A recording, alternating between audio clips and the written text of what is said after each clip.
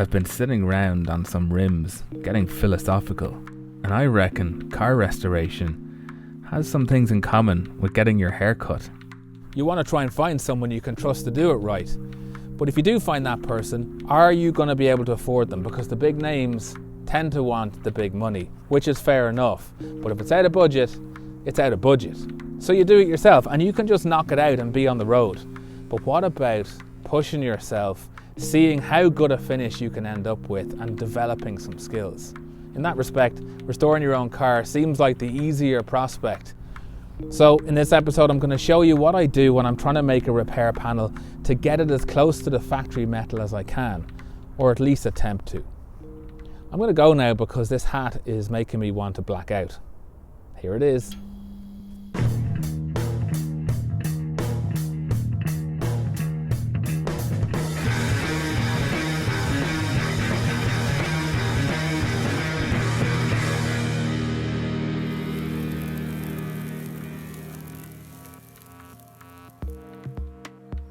Look at how we left this thing.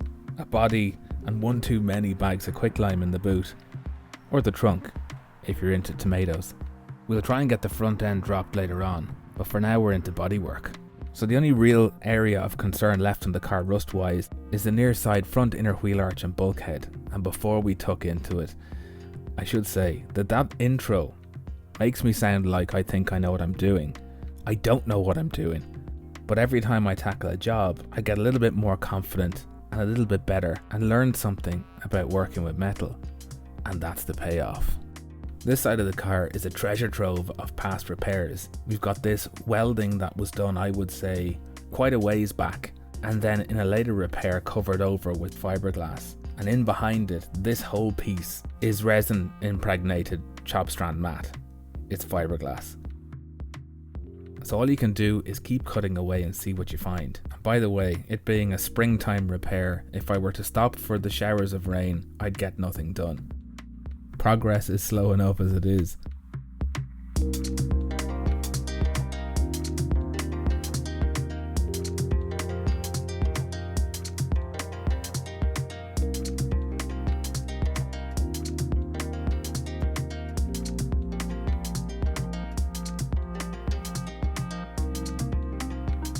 Now the upper part of this panel was fine, it was completely solid, no rust, but it had to come out to give proper access to do a decent repair in behind. Drying this car out has been a constant battle.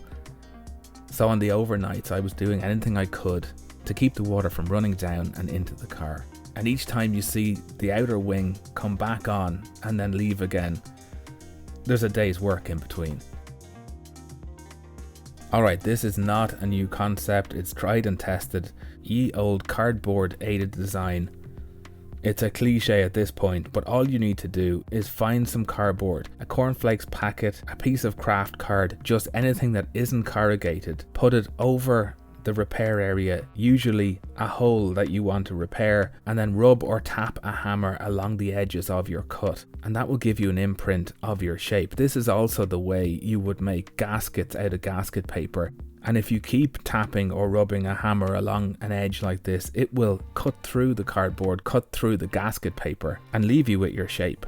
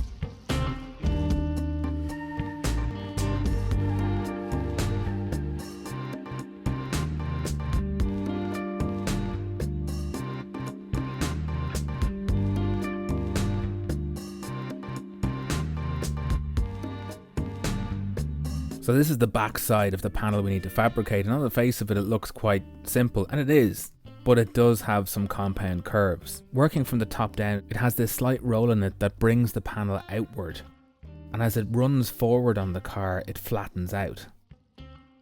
Then further down, the section that actually carries the water, it's the rain channel, it's quite deep, and it runs at an angle downwards just to give a fall for the water, but then towards the front of the car, where the upper section of the panel flattens, starts to sweep back up slightly.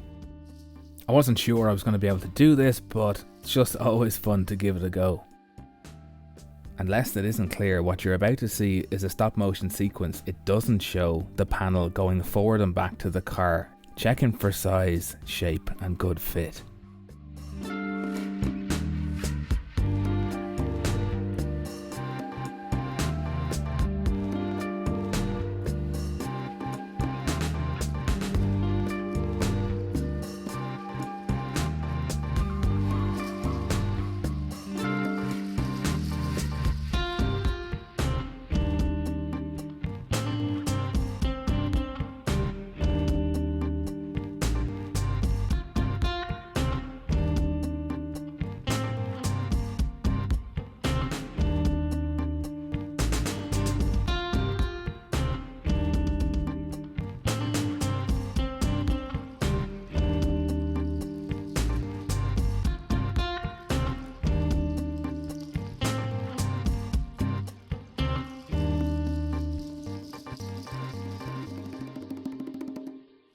It's amateur hour for sure, and that last bit correcting the panel while it's tacked in place isn't very professional, but we'll keep moving because the sill needs attention too.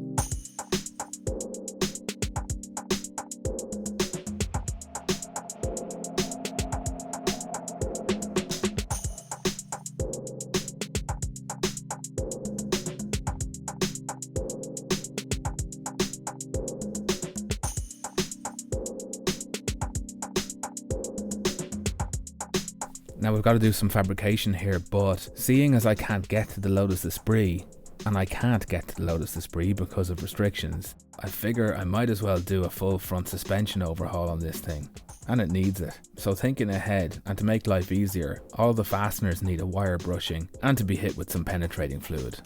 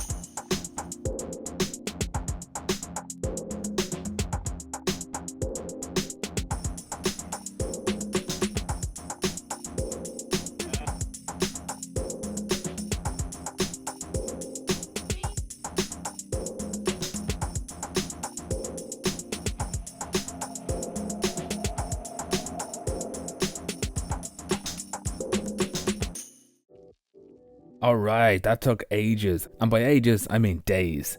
So let's go for the front springs, and these springs on this car are booby traps. They are ridiculously tall and very slim, so there's a special tool for them.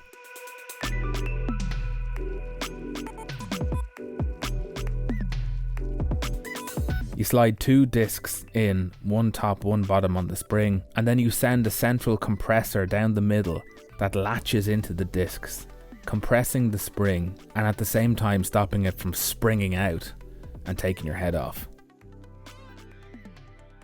Now the problem here is, If you buy the cheapo version like I did, it may not fit down through the access hole above the spring, so you have to relieve the access hole of a very tiny amount of metal. So, like me, you'll probably be okay with it. And by the way, on this car, these springs have to come out if you want to refresh the bushes in your front suspension.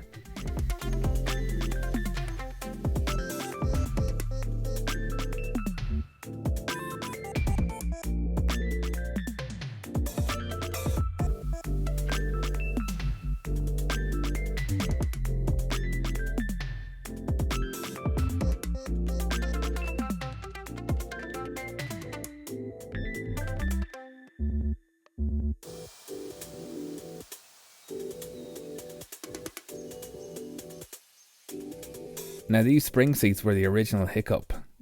The fact that they're completely destroyed. The one on the right's not happy, but the one on the left, Code 9 meltdown. But what's actually held up the show is the resulting order of suspension parts. It's missing somewhere in the ether, so I decided best give you what I got, and hopefully the parcel lands in a day or two. Now before we leave it, there's something else I spotted that we should prep for. These elongated bleed valves, these bleed screws on the front calipers, they're so badly corroded I'm not sure I'm going to be able to get them out, but we'll wire brush them back and hit them with penetrating fluid too. That's it for this one. Stay tuned because I've got some things lined up that you probably wouldn't expect on this car. And please, if you're subscribing, do turn on notifications, hit like, drop me a comment and share with your pals. There's a great list of patrons this time round, which is a relief because I need all the help I can get. If you think you can support the channel too, do check out my website. It has all the options. The link is in the description. And to my new patrons, Andy McRae, Anthony Cunningham, Arthur Mills, Ben Phillips, Bram, Bob Reason, Genghis Yecker, Christos Yiannopoulos, Dan Kasser, Daniel Bocavista, Daniel Glasgow, Dan Segrist, David Coates, David Koenig, David Morris, David Mortensen, Declan McGuinness, Dennis Sharapev, David, James Redden, Jason Smith, Johan Punticum, Joseph Gray, Matt Beasley, Mel McElvanny, Nathan Boosfield, Pietro Sanio, Nicolay, Professor Black, Robin Watley, Ronnie Skimming, Sean Spitzer, Sige Mutis, Soren Goyen, Spinnaker, Stephen Q. Day, Stu Brierley, Todd Hoekstra, Tom Poole and Tony Bambury. And to all my patrons, thank you so much for being here. You're helping me to find a groove, and there's lots more to come. Until then, stay stuck in and good luck.